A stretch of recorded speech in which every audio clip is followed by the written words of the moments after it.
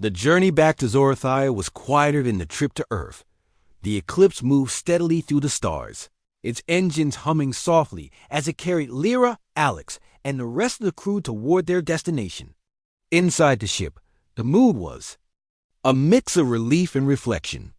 They had accomplished what many thought impossible, an alliance between two vastly different worlds.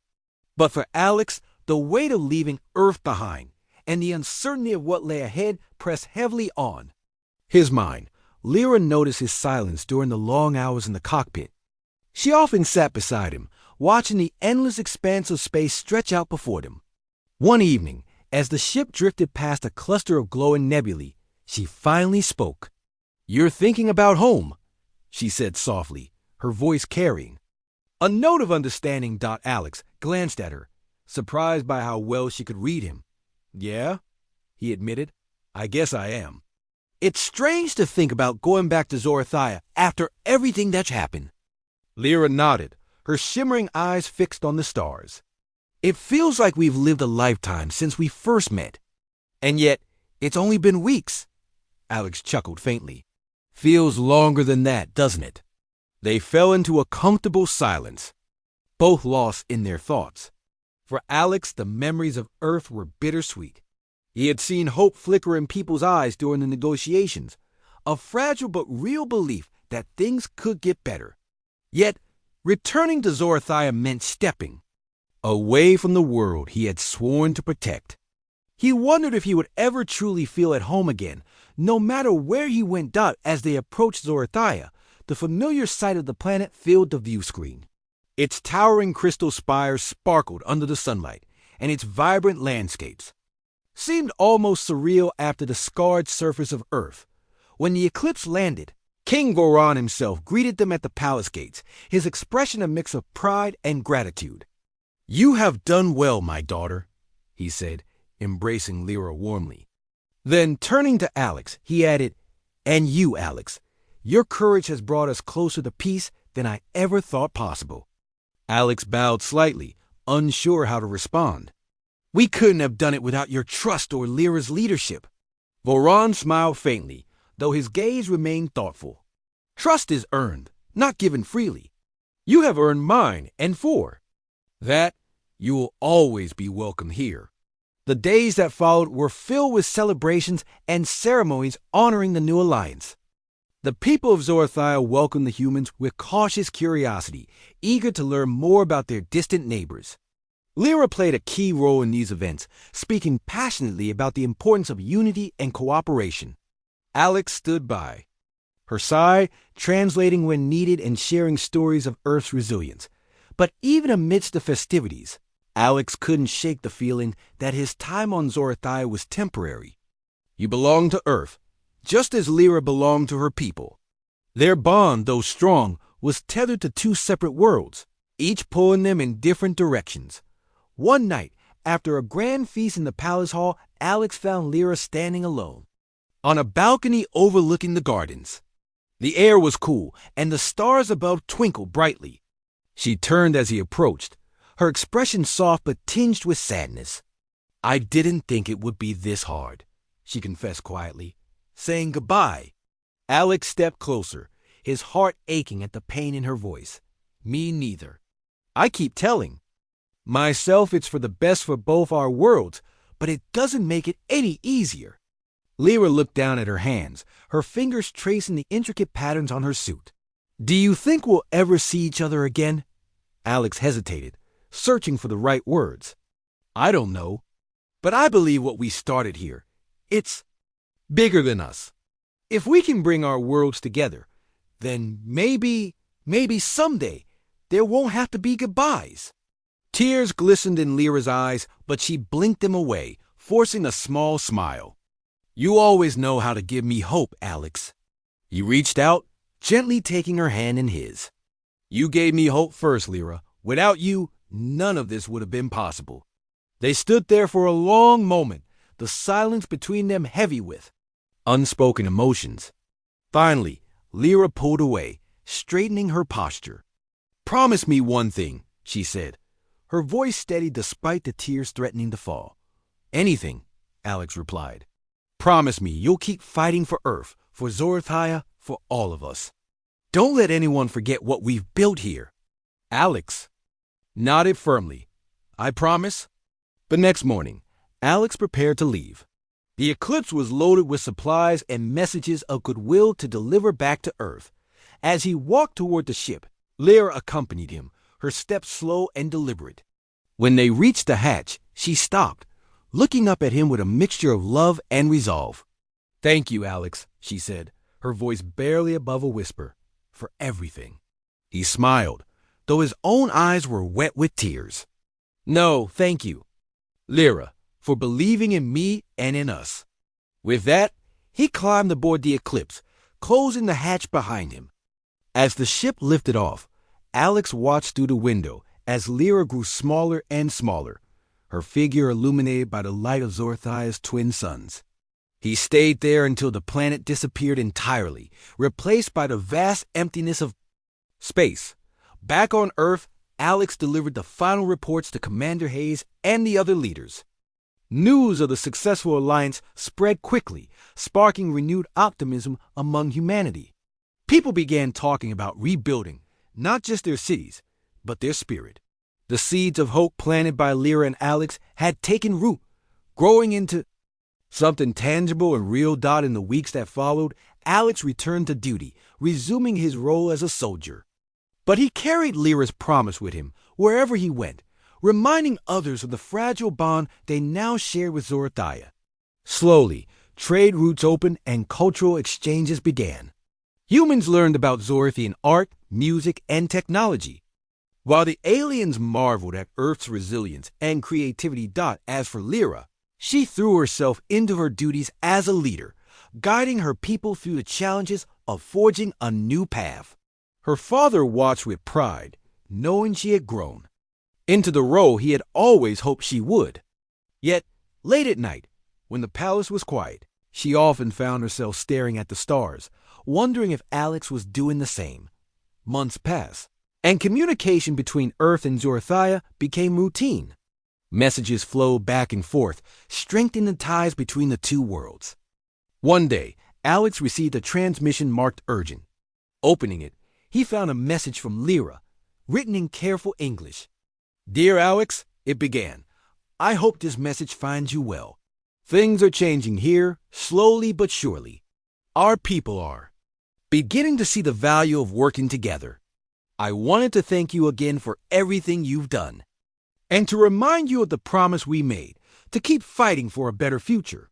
No matter how far apart we are, know that you will always have a place here with me and with Zorothia." Alex read the message several times, a lump forming in his throat. He replied immediately, pouring his heart into every word.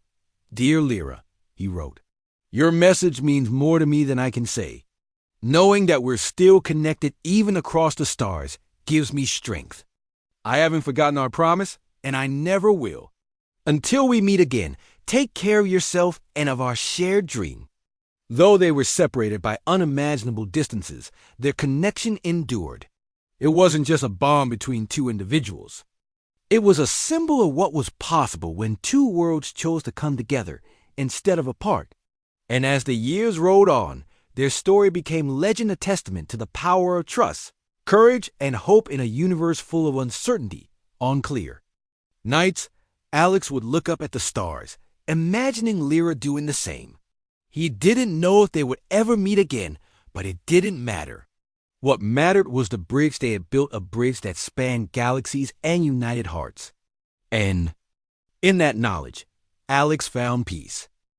The journey back to Earth was unlike anything Alex had ever experienced. The Eclipse, now repaired and upgraded with Zorithian technology, hung smoothly as it cut through the vastness of space. Lyra stood beside him in the cockpit, her eyes fixed on the stars outside the window. She seemed both excited and nervous about visiting a planet so different from her own. Alex glanced at her, noticing the faint shimmer of her skin under the soft glow of the ship's lights. "You okay?" he asked gently. Lyra nodded but didn't look away from the view. "I've never been to Earth before. It feels strange to think about standing on your soil." "It'll be different," Alex admitted. but I think you'll like it. At least, I hope you will. She smiled faintly, turning to meet his gaze. As long as I'm with you, I'm not afraid. Her words caught him off guard, and for a moment, he didn't know how to respond. Instead, he focused on piloting the ship, trying to push aside the emotions swirling inside him. They had grown closer over the weeks, their bond deepening with every shared challenge. But now, heading toward Earth, Alex couldn't help but wonder what the future held for them. Could their connection survive the weight of two worlds pulling them in opposite directions? When they finally arrived in Earth's orbit, the sight of the blue-green planet filled the view screen. Unlike Zorathia's crystalline beauty, Earth looked scarred, its oceans murky, its skies hazy with pollution. Lyra stared at it silently, her expression unreadable. Is this home? She asked softly. Alex hesitated before answering. It used to be. Now, I'm not so sure. The eclipse descended through the atmosphere, landing at a secure military base on the outskirts of a crumbling city. As the hatch opened, a group of soldiers greeted them, their faces wary but curious. Word of the diplomatic. Mission had spread quickly, and high-ranking officials were already waiting to meet Lyra and her delegation. Clara stepped forward first, introducing everyone and explaining their purpose. One of the officers, a stern man named Commander Hayes, took charge. "We're honored to have you here," he said, addressing Lyra. "But we need to make one thing clear.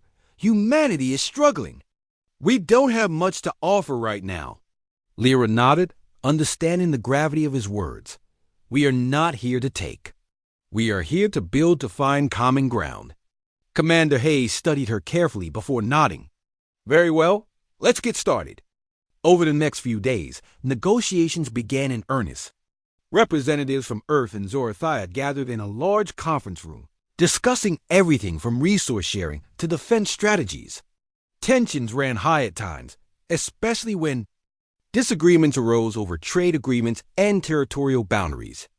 But Lyra handled each challenge with grace, using her diplomatic skills to keep discussions moving forward. Alex stayed by her side throughout, translating where necessary and offering support whenever she needed it. His presence seemed to ease some of the humans' fears, though not everyone trusted him. Some accused him of being too sympathetic to the aliens, while others questioned whether he truly represented Earth's interests. Despite the criticism, Alex remained steadfast, believing that cooperation was humanity's only chance for survival.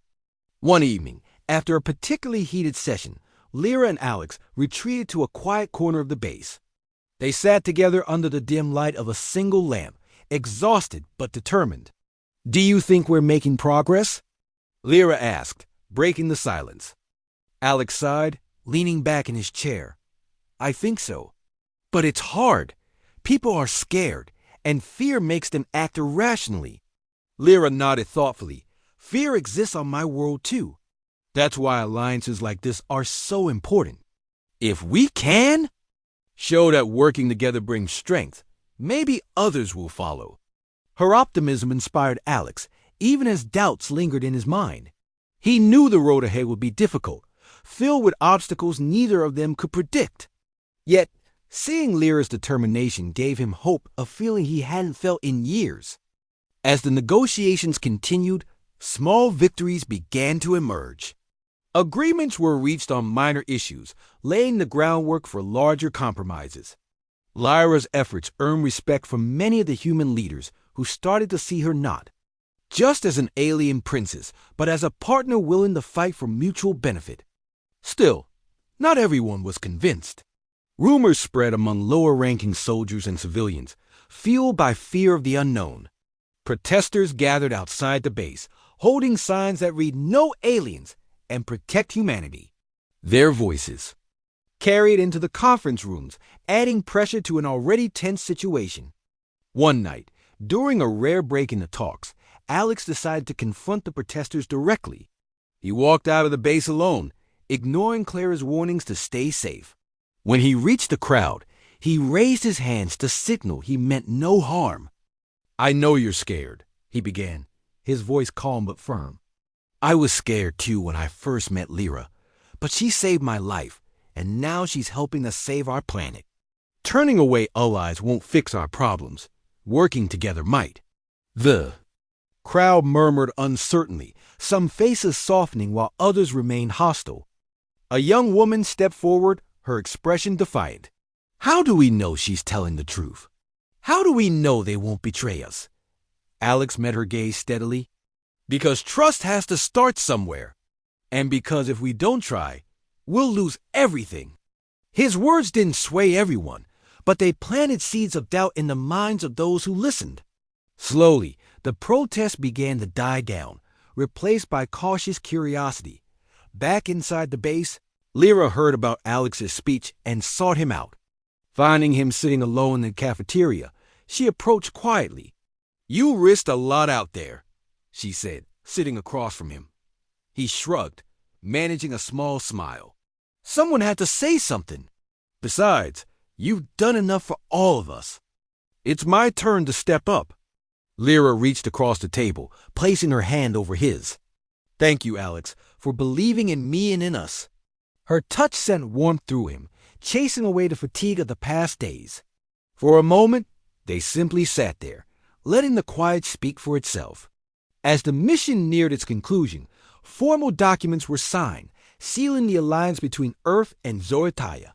Cheers erupted in the conference room, though tempered by the knowledge that much work still lay ahead. Lyra addressed the gathered leaders, her voice steady and clear. "This is only the beginning," she said. "Together, we can create a future where no one has to face the universe alone."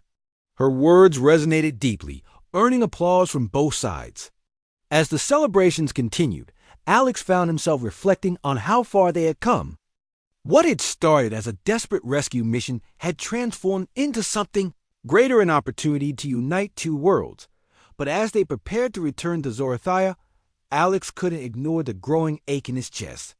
Saying goodbye to Lyra felt impossible, yet inevitable. They belonged to different places, pulled by responsibilities neither could abandon. Still, as they boarded the Eclipse once more, Alex clung to the belief that their connection was stronger than any distance. And as the ship lifted off, leaving Earth behind, Lyra turned to him with a bittersweet smile. "Whatever happens next," she said, "we'll always have the stars." The days passed slowly in the palace, each one bringing new challenges and discoveries. Alex spent most of his time learning about Zorithian customs, trying to fit in as best he could. Lyra introduced him to more members of the royal court, including scholars, artists, and engineers. Some were curious about Earth and asked endless questions about human life, while others remained distant, watching him with suspicion. Despite their mixed reactions, Alex felt a growing sense of belonging, a feeling he hadn't expected when they first arrived. One evening, after a long day of training with General Kale, Alex returned to his quarters to find Lyra waiting for him. She looked troubled, her usual calm demeanor replaced by worry. "Something is wrong," she said without preamble. "Father has been meeting with his advisors behind closed doors. I think someone is plotting against you." Alex frowned. "Against me? Why would anyone care that much about us?" Lyra hesitated before answering. "Not just you, your entire crew. There are those who fear what your presence means for Zorathaya.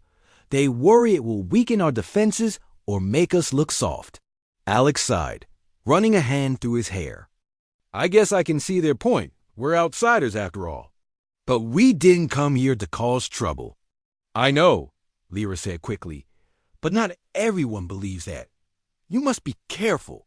Her warning weighed heavily on Alex over the next few days. He noticed subtle changes in how some of the court members treated him.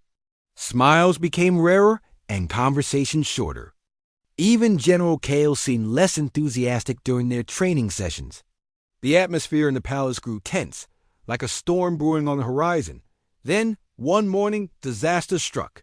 As Alex walked through the gardens with Lyra, an explosion rocked the palace grounds. The sound was deafening, sending shockwaves through the air. Guards rushed past him, shouting orders and drawing weapons.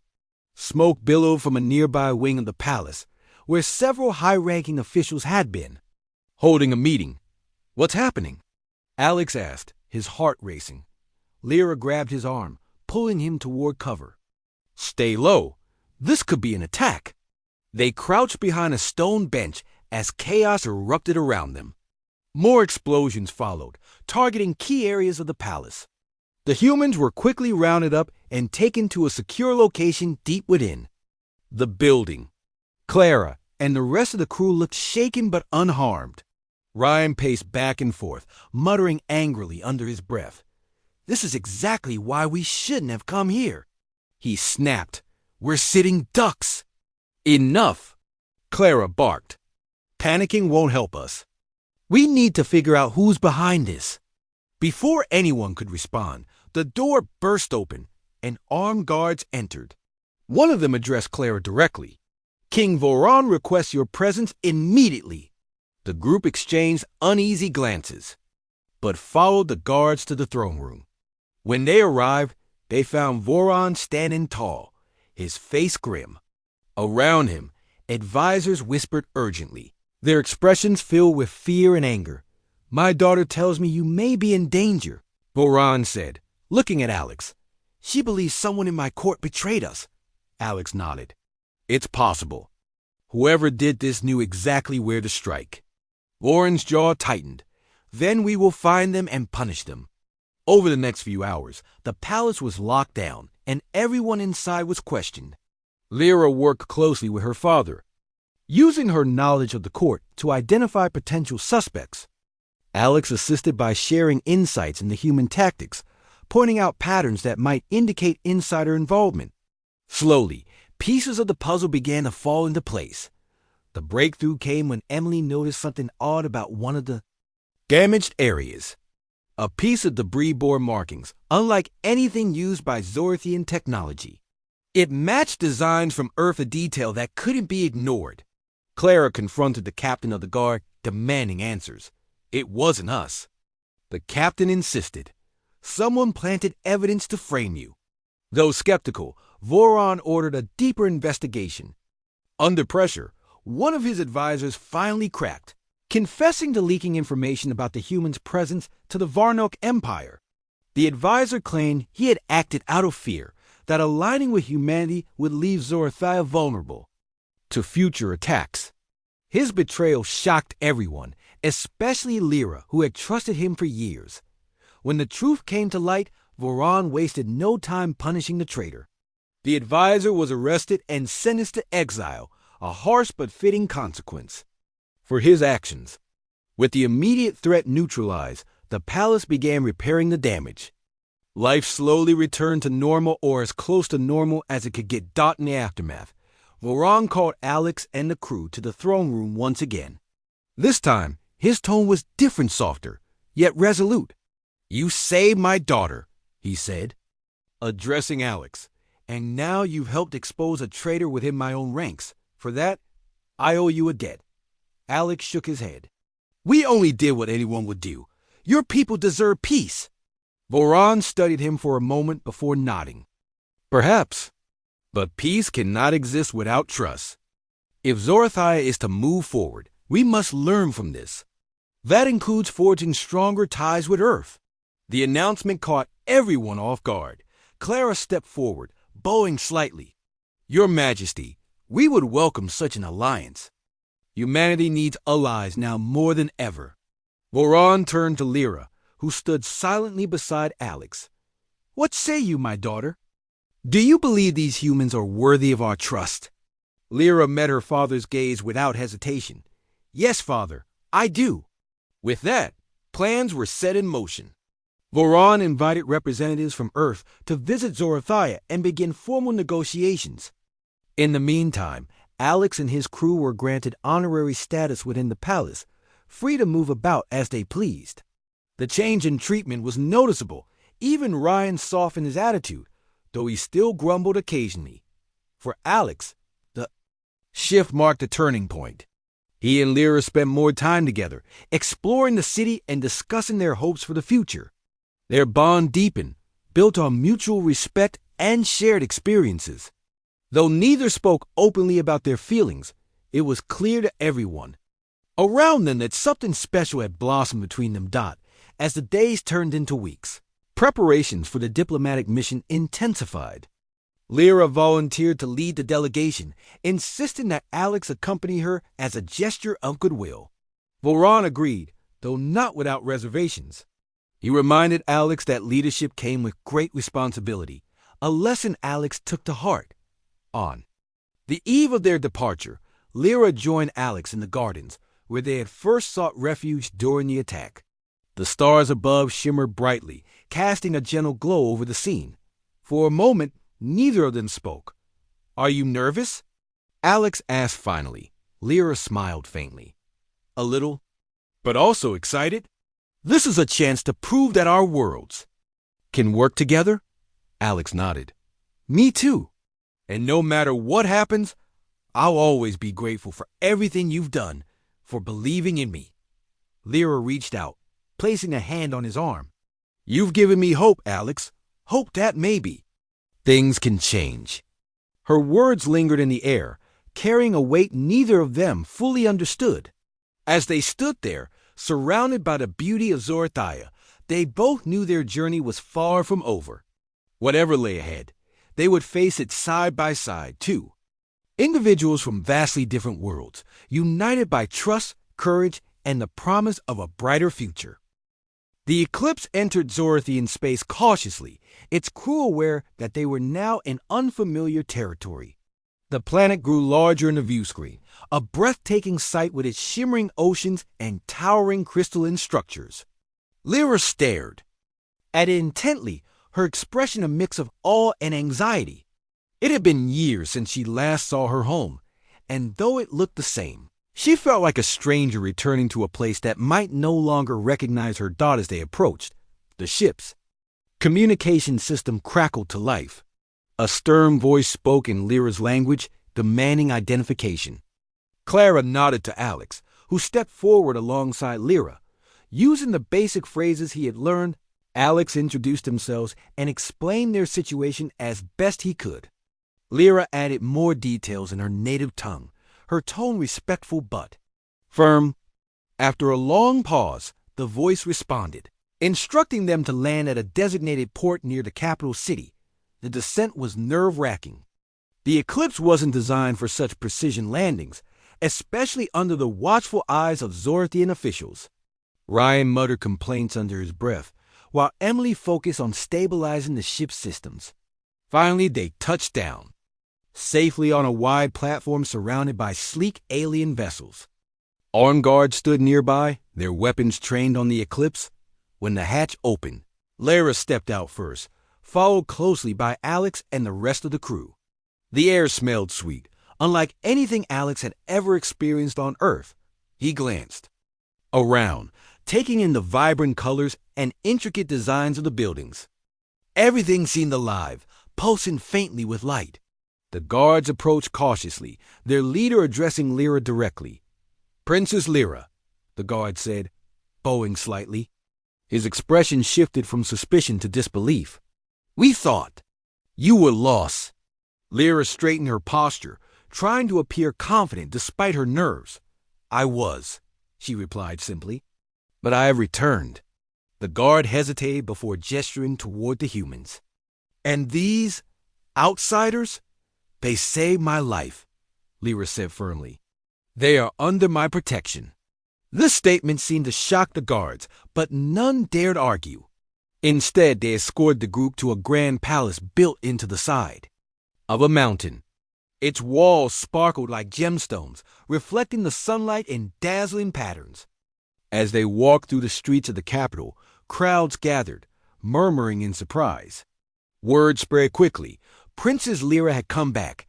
Inside the palace, the atmosphere shifted dramatically. The corridors were quiet except for the soft hum of energy flowing through the walls. Lyra led the way, her steps quickening as they neared the throne room. When the massive doors opened, Alex caught his first glimpse of King Voron. The alien ruler sat tall and imposing on a glowing throne, his armor adorned with intricate symbols. His sharp eyes locked onto Lyra instantly, widening in disbelief. For a moment, no one spoke. Then Voron stood slowly, his movements deliberate. He descended the steps leading to his throne, stopping just a few feet away from Lyra. Tears welled up in his eyes as he reached out to touch her face, ensuring she was real. "Lyra," he whispered, his voice trembling. "Is it truly you?" "Yes." "Father," Lyra replied softly, "I am here." Voron pulled her into a tight embrace, holding her as if afraid she might vanish again. The emotion in the room was palpable, even for Alex, who didn't fully understand the depth of their bond. But when Voron finally released Lyra and turned his attention to the humans, his expression hardened. "Who are these beings?" he asked, his tone colder than before. Alex stepped forward, feeling every pair of eyes on him. "My name is Alex. I'm from Earth. We found your daughter drifting in space and brought her home." Voron studied him carefully, his gaze piercing. "You risked much to bring her here? Why?" "Because it was the right thing to do," Alex answered honestly. "She trusted us, and we wanted to help." The king didn't respond immediately. Instead, he motioned for his advisors to gather around, speaking quietly in their language. Alex couldn't catch everything, but he picked up enough to know they were debating what to do with the humans. Some argued that they should be detained, while others suggested treating them as honored guests. During this discussion, Lyra stayed close to Alex, occasionally translating snippets of the conversation. She explained that many Zorthians distrusted outsiders, especially humans, due to past conflicts. Alex nodded, understanding the challenge ahead. They weren't just fighting for acceptance, they were proving that humanity could be an ally rather than a threat. Eventually, Voron made his decision. He turned back to the group, his expression unreadable. "You may remain for now, but under close supervision. My daughter's safety is my priority." Clara bowed slightly, acknowledging the terms. "Thank you, Your Majesty. We mean no harm." With that, the humans were taken to guest quarters within the palace, their movements restricted but not hostile. Lyra accompanied them briefly, promising to return soon. Once alone, the crew debated their next steps. Ryan remained skeptical, convinced they'd made a mistake coming here. Emily, however, believed they had earned a chance to prove themselves. Meanwhile, Lyra faced challenges of her own. Reuniting with her father was both joyful and overwhelming. Voron showered her with affection, yet his questions about her time away revealed lingering doubts. Had she acted honorably? Was she still loyal to Zorothia? Lyra answered truthfully, explaining her capture, survival, and rescue. But she avoided mentioning how much she had come to trust Alex, fearing it might complicate things further.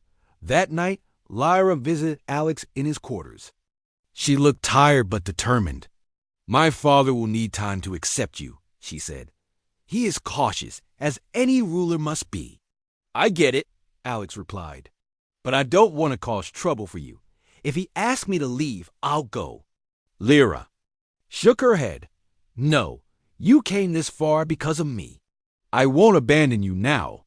Her words filled Alex with gratitude, but also worry. He knew their presence put Lyra in a difficult position.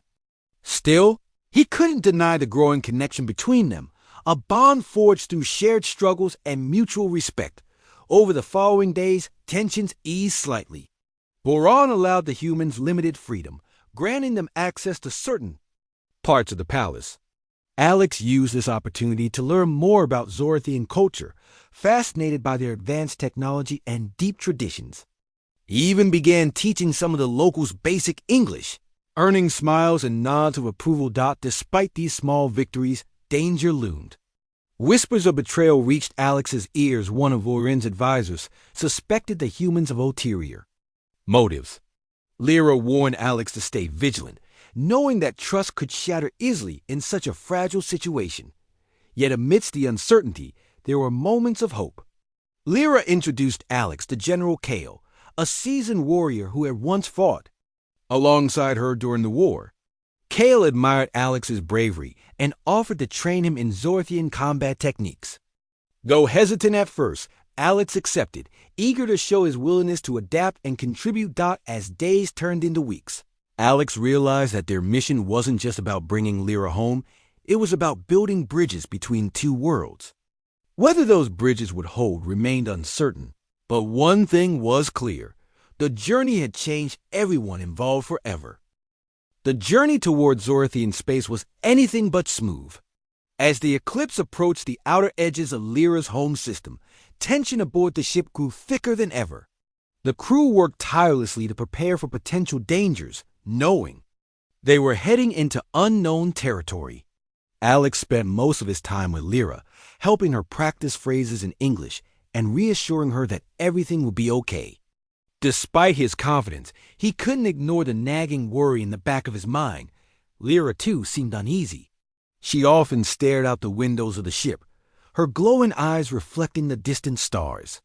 Sometimes she muttered words in her native language, as if talking to herself or perhaps praying. When Alex asked what she was saying, she simply smiled and replied, wishing for peace. Peace felt like a distant dream as the Eclipse entered a region filled with drifting debris remnants of old battles from the war between the Zorthians and the Varnok Empire. The sight sent chills down everyone's spines. Twisted metal fragments floated silently in the void, some still bearing faint traces of energy burns.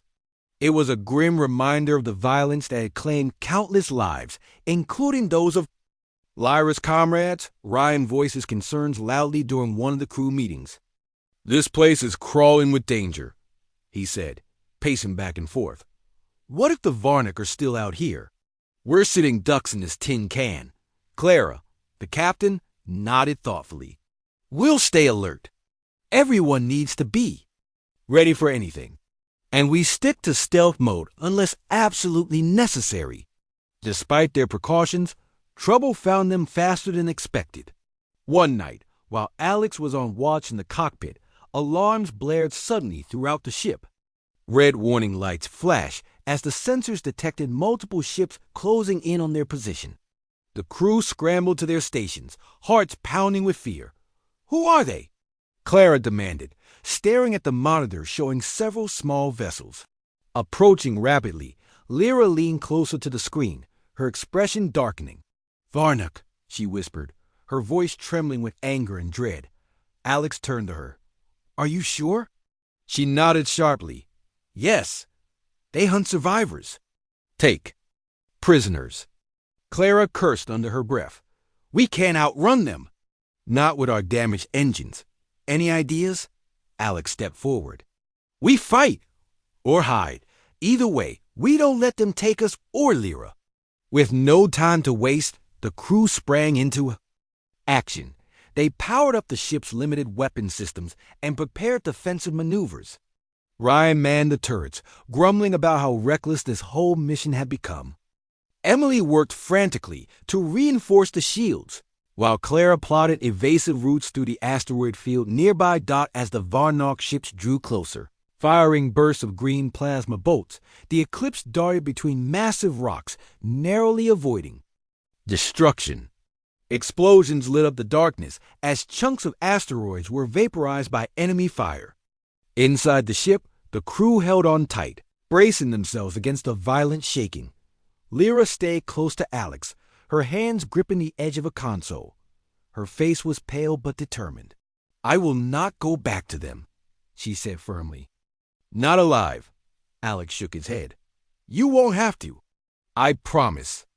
In the chaos, one of the Varnok ships managed to get a lock on the Eclipse, disabling part of its navigation system. Sparks flew from a damaged panel near the cockpit, forcing Alex to dive out of the way. Without hesitation, Lyra rushed over, using her knowledge of advanced technology to repair the malfunctioning controls. Her fingers moved quickly, almost instinctively, as she rerouted power to stabilize the ship. "Good work." Clara shouted from behind them. "Keep it steady." Finally, after what felt like hours, the Eclipse slipped into a narrow crevice between two large asteroids, hiding from view. The Varnok ships circled the area briefly before moving on, apparently convinced they'd lost their target. The crew let out a collective sigh of relief, though no one dared celebrate just yet. When the immediate danger passed, Alex collapsed into a seat, exhausted. Lyra sat beside him, her breathing ragged but steady. For a moment, neither of them spoke. Then Alex broke the silence. "You saved us back there," he said, looking at her with admiration. "Your tech skills are incredible," Lyra shrugged modestly. "Just doing what I must." "Like you." Her words made Alex smile despite the situation. He realized how much they relied on each other now, not just for survival, but for hope. This mission had brought them closer than he'd ever imagined possible. Over the next few days, the crew remained vigilant, taking extra care to avoid further encounters. They continued repairing the ship and rationing supplies, all while keeping an eye on their destination. Lyra provided valuable guidance, identifying safe routes and warning them about potential hazards. Her presence became invaluable, silencing even Ryan's complaints, for the most part as they neared Zorathia, however. Lyra grew quieter. She spent long hours gazing at images of her homeworld stored in the ship's database, her emotions unreadable. Alex noticed the change and decided to talk to her privately. "What's wrong?" he asked gently, joining her in the observation deck. Lyra hesitated before answering. "I am afraid," she admitted softly. "Afraid my father will not recognize me. Afraid my people will see me as weak." Alex placed a reassuring hand on her shoulder. "You're not weak, Lyra. You survived a war, years in stasis, and now this. That makes you stronger than anyone I know." She looked at him, her shimmering eyes filled with gratitude. "Thank you, Alex, for believing in me." Their conversation ended with a shared understanding. Whatever happened next, they would face it together.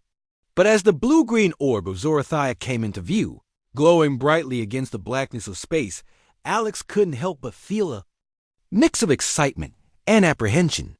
They were about to step into uncharted territory, not just physically, but emotionally and politically. The real challenge was only beginning. Lyra's days aboard the Eclipse were filled with a mix of wonder and unease. Every corner of the ship fascinated her, from the blinking control panels to the hum of the engines. It was all so different from the sleek, organic designs of Zorithian technology. Alex did his best to explain how things worked, pointing out the functions of various systems and tools. Lyra listened intently, nodding even when she didn't fully understand. She appreciated his patience, knowing that teaching her about human machinery wasn't easy. The crew, however, remained divided. Some members were curious about Lyra and treated her with cautious friendliness, while others kept their distance, watching her every move like hawks. One crewman, a tall man named Ryan, often muttered under his breath whenever she entered a room. "We're asking for trouble," he'd say to anyone who would listen. "She doesn't belong here." Alex tried to ignore the negativity, but it wore on him. He knew the crew had good reason to be wary aliens weren't exactly common visitors, but he couldn't shake the feeling that they were being unfair. Lyra hadn't done anything wrong. In fact, she seemed grateful just to have survived. Still, tension simmered beneath the surface, threatening to boil over at any moment to make matters worse. Communication between Lyra and the humans was slow and frustrating. Her language didn't match anything in the ship's database, and though Alex had started creating a rudimentary translation system, progress was painstakingly slow. They relied heavily on gestures and drawings, which sometimes led to misunderstandings. Once, Alex accidentally pointed to a picture of Earth and said the word home, not realizing Lyra might misinterpret it as an invitation to stay permanently.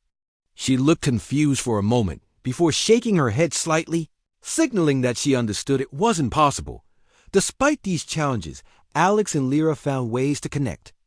Late at night, when most of the crew slept, they sat together in the cockpit, staring out at the stars.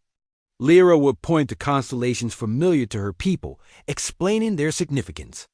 Alex listened quietly, marveling at how much there was to learn about the universe. Sometimes he shared stories about Earth, about his oceans, forests, and cities. Lyra's eyes widened at descriptions of rain and snow, concepts foreign to her desert-like homeworld.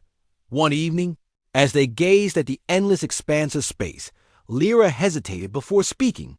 using a combination of broken English and gestures. She told Alex about her father. King Voron, she said slowly, drawing herself upright as if emphasizing his importance. Then her expression softened. He thinks I'm ... gone. The sadness in her voice was unmistakable. Alex frowned, sympathy washing over him. Your dad must miss you, he said gently. If he knew you were alive, he'd want to see you again. Lyra shook her head. Not sure. War. Hard. Many lost. She paused, struggling to find the right words. Maybe he blames me. Alex reached out, placing a hand on her shoulder. No one could blame you for surviving, he said firmly.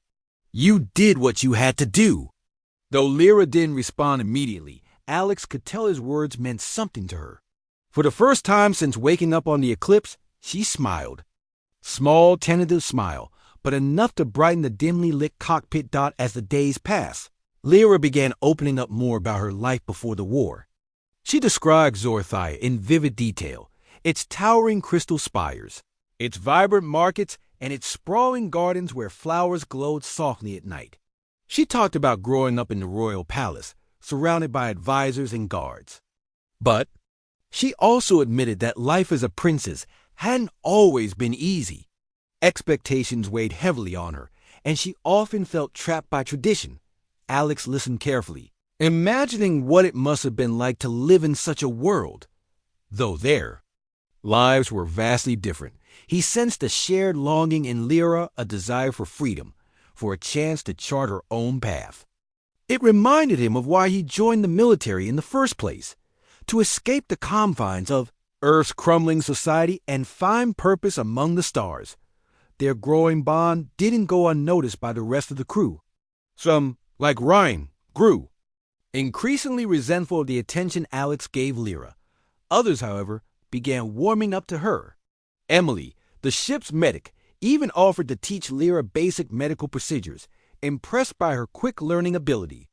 Slowly, Lyra started earning their trust, or at least their tolerance.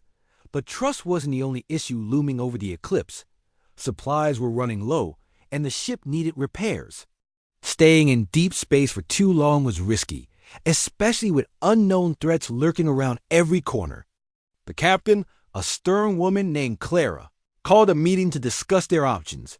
We can't keep drifting aimlessly, Clara said, pacing back and forth in the cramped meeting room. We need to decide what to do with our guests. She's not a guest, Ryan interjected. She's a liability. We don't know whose side she's on. That's enough, Clara snapped. Turning to Alex, she asked, What do you think? You spent the most time with her. Alex hesitated, choosing his words carefully. Lyra isn't a threat. She's lost, same as us. If we take her back to her people, maybe we can forge an alliance. Humanity could use allies right now. Clara rubbed her temples, clearly conflicted. And what if they don't welcome her? Or worse, what if they attack us? I'll go with her, Alex said without hesitation. I'll make sure she gets home safely. The room fell silent. Everyone stared at him, surprised by his willingness to put himself in harm's way. Clara finally nodded. All right, we'll head towards Zorthian space. But we're doing this cautiously. No unnecessary risks. With the decision made, preparations began. Lyra seemed both excited and nervous about returning home. She practiced speaking English with Alex, determined to improve her skills before meeting her father again. Alex encouraged her, reminding her that she was strong and capable. Deep down, though, he worried about what awaited them. Would King Voron truly embrace his daughter after so many years? Or would suspicion and politics complicate their reunion? As the eclipse set course for Zorthia, Alex couldn't help but reflect on how much had changed since finding Lyra. What had started as a routine mission had turned into something far greater, an opportunity to bridge two worlds. Yet, as the stars blurred past outside the window, he couldn't shake the feeling that their journey was only beginning. Whatever lay ahead, he vowed to stand by Lyra's side, no matter the cost. The alien king sat alone in his throne room, staring at the stars through a massive window. His name was Voron, and he ruled over Zorothia, a planet far from Earth. The room was silent except for the soft hum of energy coursing through the walls. Voron's heart felt heavy, weighed down by years of grief. His daughter, Lyra, had been lost during a terrible war against the Varnok Empire. She had been sent to fight when she was barely an adult, and her ship disappeared without a trace. Everyone assumed she was dead. Voron missed her every day. He remembered her laughter as a child, the way she used to run through the gardens of their palace. Now, all he had were memories. The kingdom needed him to be strong, so he kept his sadness hidden behind a mask of calm authority. But inside, he felt broken. He often wondered if he had made the right decision sending her to war. Would things have been different if he had kept her safe at home? Meanwhile, across the galaxy, on a small human spacecraft called the Eclipse, life was anything but calm. The crew consisted of 5 people, including Alex, a young soldier who had joined the military to protect what little humanity had left. The Eclipse wasn't a grand battleship. It was more like a scout vessel, sent out to explore uncharted regions of space. Its mission was simple: gather information and avoid trouble. But trouble had a way of finding them anyway. On this particular day, Alex was sitting in the cockpit, staring at the endless expanse of stars. He liked being here, away from the noise of the rest of the ship. It gave him time to think. Earth was struggling back home, resources were scarce, and wars between factions made survival even harder. Being out in space felt like a temporary escape from all that chaos. Suddenly, the ship's sensors beeped loudly, startling Alex. He turned to look at the screen and saw something unusual, a small object floating in the void. At first glance, it looked like debris, but as the ship moved closer, Alex realized it was an escape pod. Escape pods weren't uncommon, but they usually came from ships that had been destroyed nearby. There was no sign of any wreckage around. "This one! Hey, everyone!" Alex called out, his voice echoing through the narrow corridors of the Eclipse. "We've got something out here!" The rest of the crew hurried to the cockpit. They crowded around the monitors, trying to make sense of what they were seeing. After some discussion, they decided to bring the pod aboard. Using the ship's grappling arms, they carefully pulled it inside and opened the hatch. What they found inside stunned them all. Lying motionless inside the pod was an alien woman. Her skin shimmered faintly, reflecting light in strange patterns. She wore a suit unlike anything they'd ever seen before, covered in intricate designs that seemed to glow softly. Her long hair floated slightly in the zero-gravity environment of the pod. Most shocking of all, she appeared to be alive but unconscious. Alex stepped forward cautiously. "Is she breathing?"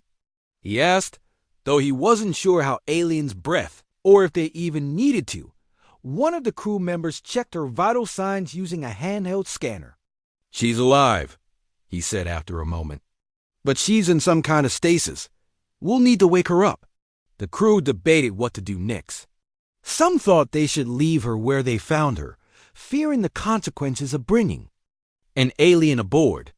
Others argued that leaving her would be cruel. In the end, Alex convinced them to try reviving her. He didn't know why, but something about her presence felt important. Maybe it was the way she looked so peaceful despite being lost in space. Or maybe it was just instinct. Reviving her wasn't easy. The technology in her suit was advanced beyond anything humans had developed, and figuring out how to disable the stasis function took hours of trial and error. Finally, after much effort, they succeeded. The alien woman stirred, opening her eyes slowly. For a moment, she simply stared at them, confusion written across her face. Alex knelt beside her, speaking gently. "It's okay," he said, though. He doubted she understood him. "You're safe now." At first, communication was nearly impossible. The alien woman spoke in a language none of them recognized, and her gestures were unfamiliar. But Alex refused to give up. He pointed to himself and said his name. Then he pointed to her, waiting for her response. After a few tries, she finally spoke. "Lyra." she said softly. Over the next few days, Alex worked tirelessly to communicate with Lyra. He drew pictures on a tablet, showing her images of Earth and asking questions about her own world. Slowly, they began to understand each other. Lyra explained that she had been part of a mission during a great war. Her ship had been attacked, and she had escaped in the pod, only to drift through space for years. As they talked, Alex learned more about Lyra's background. She mentioned her father, a powerful leader who believed she was dead. Alex could see the pain in her eyes when she spoke about him. He couldn't imagine what it must feel like to be separated from your family for so long, especially under such tragic circumstances. But not everyone on the Eclipse trusted Lyra. Some crew members grew suspicious of her, worried that she might be dangerous. Tensions rose as arguments broke out about whether keeping her aboard was worth the risk. Alex defended her fiercely, insisting that she posed no threat. He reminded the others that she was just as lost as they were, maybe even more so. Despite the growing unease among the crew, Alex continued to spend time with Lyra. He showed her videos of Earth, explaining the struggles humanity faced. She listened intently, occasionally asking questions or offering insights based on her own experiences. Their bond deepened with each passing day, built on mutual curiosity and respect. For Lyra, meeting Alex was both comforting and overwhelming. She had spent so long believing she would die alone in that pod. Finding herself surrounded by humans who wanted to help her was almost too much to process. Yet there was something about Alex that made her feel safe. He treated her with kindness, never judging her for being different. As the Eclipse continued its journey, Alex and Lyra knew their time together might be limited. Sooner or later, they would have to decide what to do next. Should they take her back to her people? And if they did, how would her father react? These questions lingered in the air, unanswered for now. But one thing was certain. Their lives had changed forever because of this chance encounter in the vastness of space.